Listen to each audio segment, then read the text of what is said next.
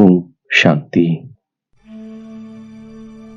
நான் இந்த தேகம் என்ற ஆடையில் சைத்தன்யமாக வீற்றிருக்கின்ற ஆத்மா.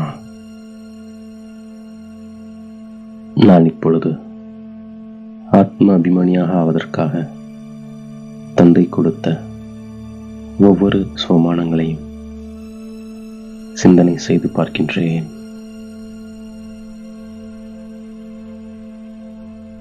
நான் தந்தையின் கட்டளைப்படி இந்த புருஷோத்தம சங்கமயுகத்தில் தூய்மையாகி சத்தியுகத்தின் ஆஸ்தியை பெறுகின்ற ஆத்மா.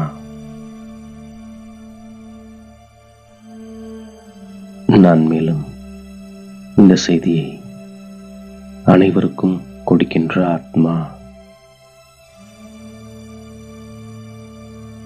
நான் தந்தையின் கட்டளைப்படி நடந்து பவித்திரமாகி 21 பிறவிகளுக்கு அரசாட்சியை பெறுகின்ற ஆத்மா.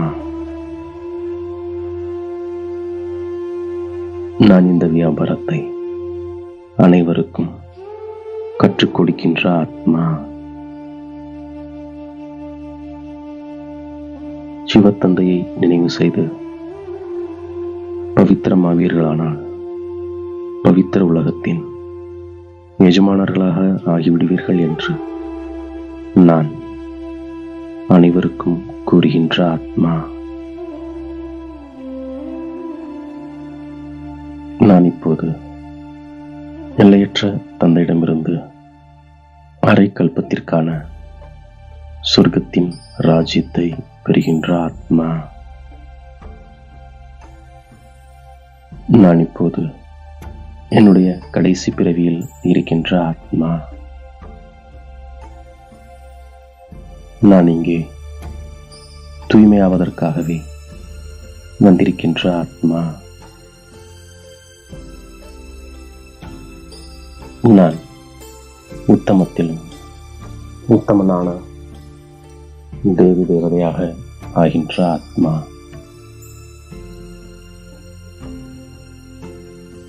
நான் தெய்வீக உலகின் ராஜ்ய அதிகாரத்தை தந்தையிடமிருந்து பெறுகின்ற ஆத்மா. நான் இப்போது குணங்களை தாரணை செய்கின்ற ஆத்மா. நான் மாஸ்டர் கடவுளாக ஆகின்ற ஆத்மா. நான் தூய்மையாகி புத்தியின் தொடர்பை தந்தையின் மீது ஈடுபடுத்துகின்ற ஆத்மா. இதன் மூலமாக நான் தூய்மையாகி 21 பிறவிகளுக்கு சொர்க்கத்திற்கு எஜமானனாக ஆகின்ற ஆத்மா. 5 விகாரங்கள் மீது நான் வெற்றி பெறுவதன் மூலம் உலகை வென்றவராக ஆகின்ற ஆத்மா. இப்போது மீண்டும் நான் சதோப்பிரதானமாக ஆகின்ற ஆத்மா. நான் எனக்கு நன்மை செய்து கொள்கின்ற ஆத்மா. நான் இந்த கடைசி பிறவியில் தூய்மையாக இருப்பதன் மூலம் தமோ பிரதானத்திலிருந்து சதோப்பிரதானமாக ஆகிவிடுகின்ற ஆத்மா. நான் மாயாஜித் ஜெகஜீத் ஆத்மா. நான் யோகத்தின் மூலம் மாயையை வெல்கின்ற ஆத்மா. நான் இந்த கடைசி பிறவியில் தூய்மையாவதால் நாடகத்தின் திட்டத்தின்படி 21 பிறவிகளுக்கு ஆஸ்தி பெறுவதற்கு தந்தையின் உத்தரவை பெறுகின்ற ஆத்மா. நான் கல்ப கல்பமாக ஆஸ்தி பெற்றுக்கொண்டே இருக்கின்ற ஆத்மா. நான் யோகத்தின் மூலமாக லட்சுமி நாராயணனாக ஆகின்ற ஆத்மா. சத்தியுகத்தில் நான் ஒரு தர்மம், ஒரு வழிமுறையில் இருக்கின்ற ஆத்மா. நான் இந்த கடைசி பிறவியை 5 விகாரங்கள் மீது வெற்றி பெறுவதன் மூலம் நான் ராமராஜ்யத்தின் எஜமானனாக ஆகின்ற ஆத்மா.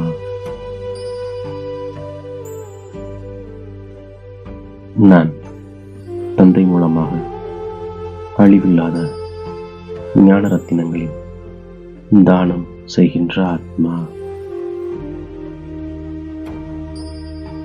நான் தந்தையின் மாலையில் மணியாக ஆகின்ற ஆத்மா. நான் சிவத்தந்தையை நினைவு செய்து நினைவு யாத்திரையில் முன்னால் ஓடிச் சென்று கொண்டிருக்கின்ற ஆத்மா. நான் இந்த கடைசி பிறவியில் தூய்மையாக இருப்பதன் மூலம் மற்றும் பரமபிதா பரமாத்மா சிவனுடன் புத்தியோக பலத்தின் யாத்திரையின் மூலம் தமோ பிரதானத்திலிருந்து சதோ பிரதானமாக ஆகி சதோ பிரதான சத்தியுக உலகத்தின் தூய்மை, சுகம், சாந்தி, செல்வம் நிறைந்த மரியாதா புருஷோத்தம் தெய்வீக சுயராஜ்ய பதவியை 5000 ஆண்டுகளுக்கு முன்பு போலவே மீண்டும் பெறுகின்ற ஆத்மா. நன்கு படித்து நான் உயர்ந்த பதவியை பெறுகின்ற ஆத்மா. நான் அனைவருக்கும் சுகத்திற்கான வழியை சொல்லி அளவற்ற குஷியில் இருக்கின்ற ஆத்மா. நான் பல கோடிக்கு அதிபதியாக ஆகின்ற ஆத்மா.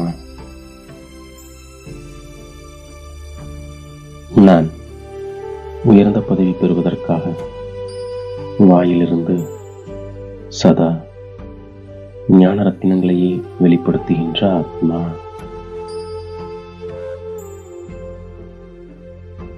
நான் தெய்வீக மரியாதைகள் உள்ள உத்தமனாக ஆகின்ற ஆத்மா.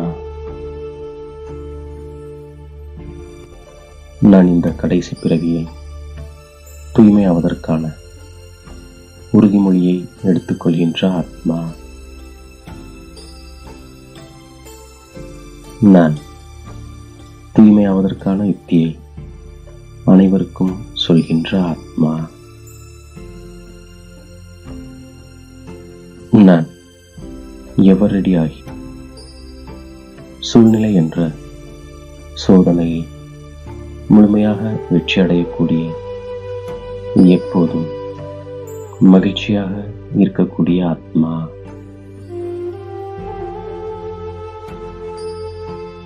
நான் சமயத்தில் சர்வ சக்திகளையும் ஈடுபடுத்தி மாஸ்டர் சர்வ சக்திவானாக இருக்கின்ற ஆத்மா.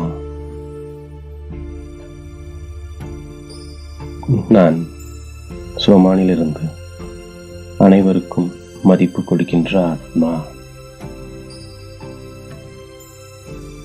நான் ஒற்றுமை மற்றும் நம்பிக்கை எனும் சிறப்புகள் மூலம் வெற்றி நிரம்பிய ஆத்மா. இவ்வாறாக பாப்தாதா கொடுத்த ஒவ்வொரு ஸ்வமானங்களையும் நாள் முழுவதும் காரியத்தில் பயன்படுத்தி வெற்றி மூர்த்தியாக ஆகின்றேன்.